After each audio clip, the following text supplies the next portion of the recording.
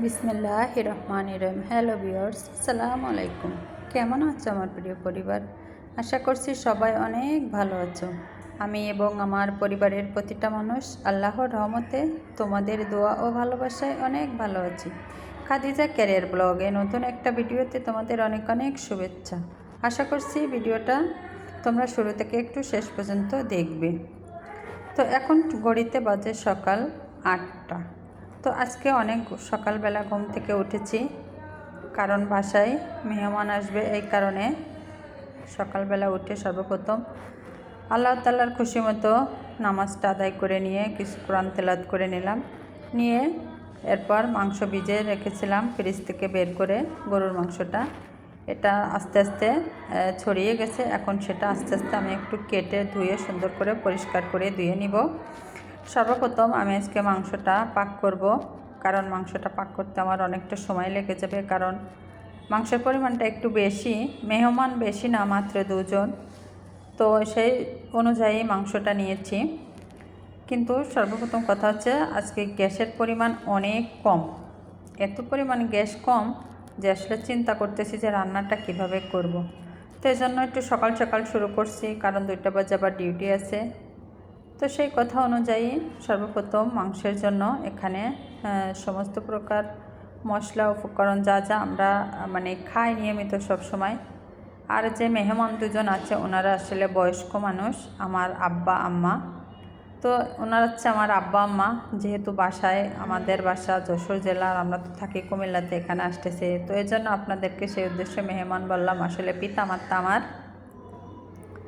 তো উনি অসুস্থ মানুষ, তো আমাদের দেখার জন্য অনেক কষ্ট করে আসতেছে।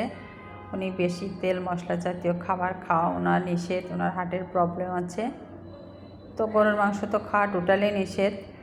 তো এরপরেও একটু না খেয়ে, তো আসলে গরুর মাংসটা আমাদের মুসলিমদের এত প্রিয় যে একটু না খেলে নয়। তো যাই হোক, দেখো বন্ধুরা, গ্যাসটা এতটাই কম যে চুলাটা আমার একেবারে নিচু করে নিতে হচ্ছে উল্টায়ে, কারণ এতটুকু গ্যাসে আমার এই পরিমাণ মাংসে হাট লাগতেছে না চুলাতে। তো যাই হোক, কী করে আস্তে আস্তে এটাতে আমাদেরকে পাক করে খেতে হবে, কারণ পাশের চুলায় আর একটা ভাড়াটি আপু উনি রান্না করতেছে।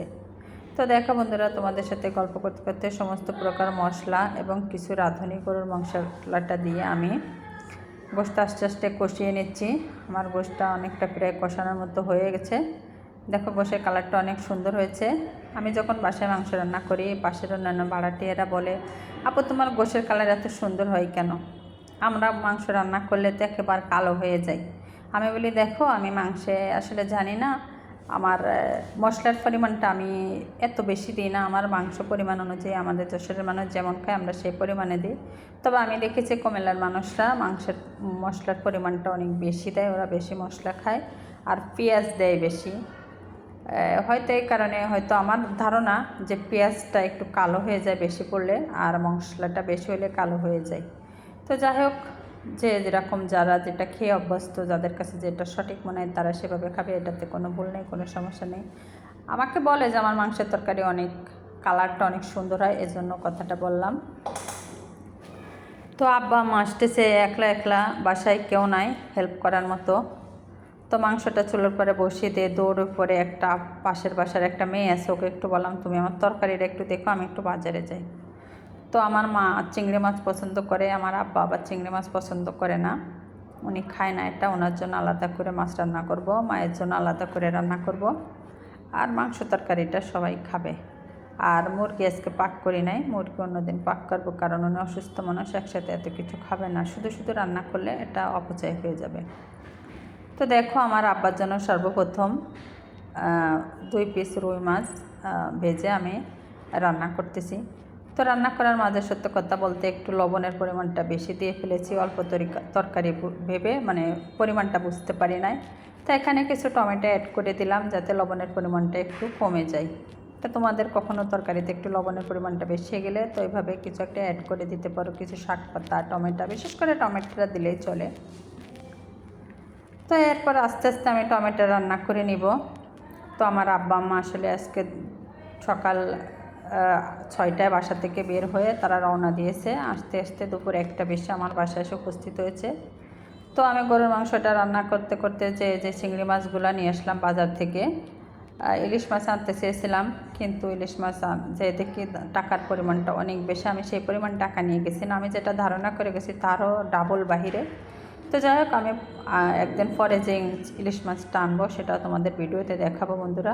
এখন চিংড়ি মাছটা আমি রান্নার জন্য কিছু পরিমাণটা আগে কেটে নিয়ে নিচ্ছি, নিয়ে এটা এখন ভেজে নিচ্ছি, কারণ বাকি সবগুলো একসাথে কাটতে গেলে আমার অনেক লেট হয়ে যাবে। রান্নার ফাঁকে ফাঁকে আমি মাছগুলো আস্তে আস্তে কেটে নিতে পারবো, এটাতে সমস্যা হবে না, আমার রান্নাটাও চলবে, এদিকে মাছও কাটা হয়ে যাবে। তো এখন আমি চিংড়ি মাছটা ভেজে নিয়েছি। এখন চিংড়ি মাছের জন্য মশলাপাতি এগুলো আস্তে আস্তে কষিয়ে নিয়ে টমেটো দিয়ে এটা বোনা করব আমার মায়ের জন্য, এবং আমরাও খাবো একসাথে। তো বাবা মায়ের উদ্দেশ্যেও আমাদেরও খাওয়া হয়ে যাবে, মেহমানের উদ্দেশ্যেও বাড়িওয়ালাদেরও একটু কিছু খাওয়া হয়ে যায়। যাই হোক, দেখো বন্ধুরা, টমেটোগুলো কেটে রেখেছি, এগুলো এখন দিয়ে আমি আস্তে আস্তে নাড়াচাড়া করে চিংড়ি মাছটা বোনা করে নিব। তা বন্ধুরা, ভিডিওটা আসলে পিতামাতা এসেছে, মনটা অনেক খুশিতে ভরে গেছে। আসলে তাদের কি খাবো কি না খাবো, আমাদের এত আত্মীয় মেহমান অনেক দূরে, সব সময় আসে না।